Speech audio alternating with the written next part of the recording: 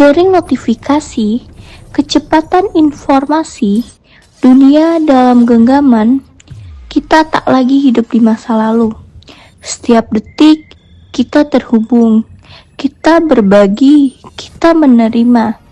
Tapi, pernahkah kita berhenti sejenak dan bertanya, apakah semua koneksi ini membawa manfaat?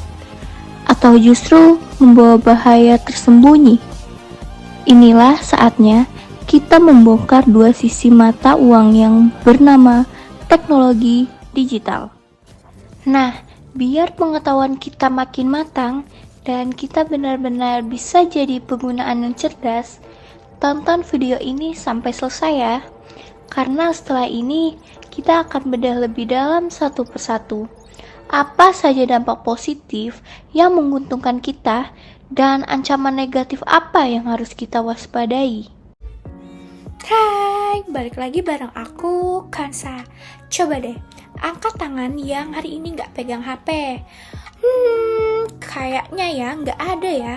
Atau coba cek udah berapa jam kamu scrolling hari ini.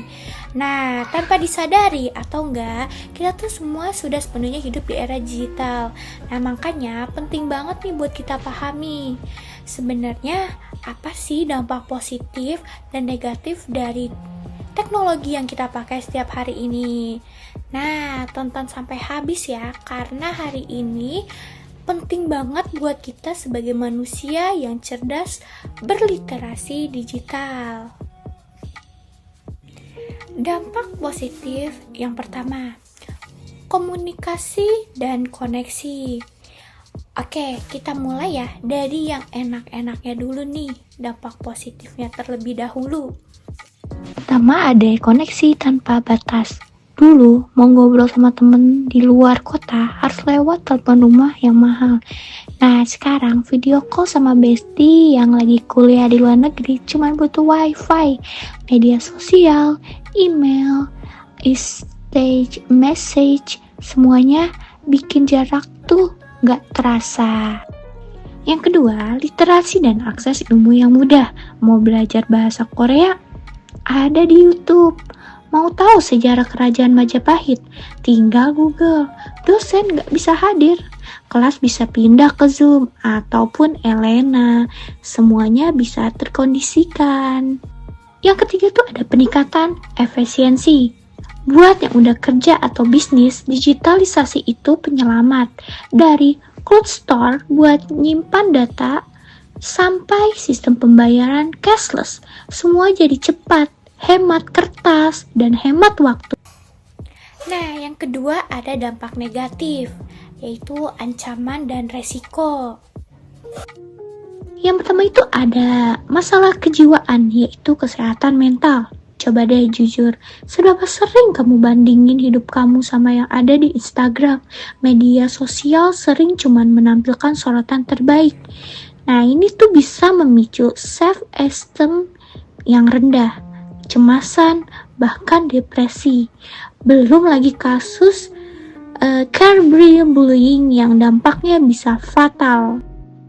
Yang kedua, ada penyebaran informasi palsu atau hoax. Ini bahaya banget. Dengan mudahnya share informasi yang salah bisa menyebar cepat dan menimbulkan konflik, kepanikan, bahkan kerugian finansial. Ingat, gak semua yang viral itu benar. Yang ketiga, kejahatan digital dan privasi. Kamu pasti sering nih dengar istilah phishing atau hacking dan data leak. Nah, ini adalah ancaman nyata yang dimana data pribadi kita mulai dari NIK sampai data rekening jadi target utama para kriminal siber. Kecerobohan satu kali klik bisa merugikan seumur hidup. Solusi dan kesimpulan.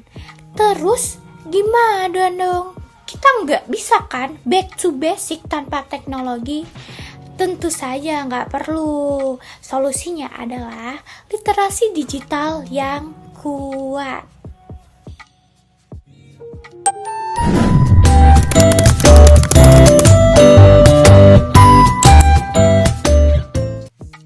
Tips singkat, yang pertama itu ada saring sebelum sharing.